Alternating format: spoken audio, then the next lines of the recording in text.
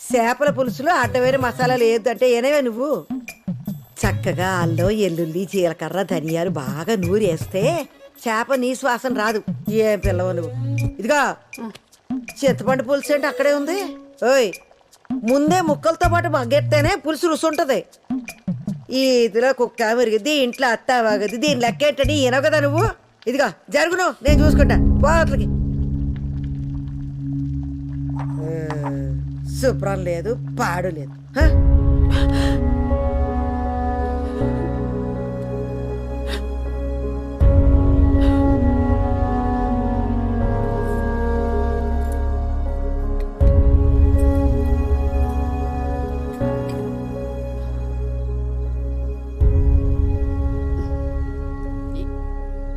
ఏమండి అత్తయ్య గారు ఒక్క నిమిషం.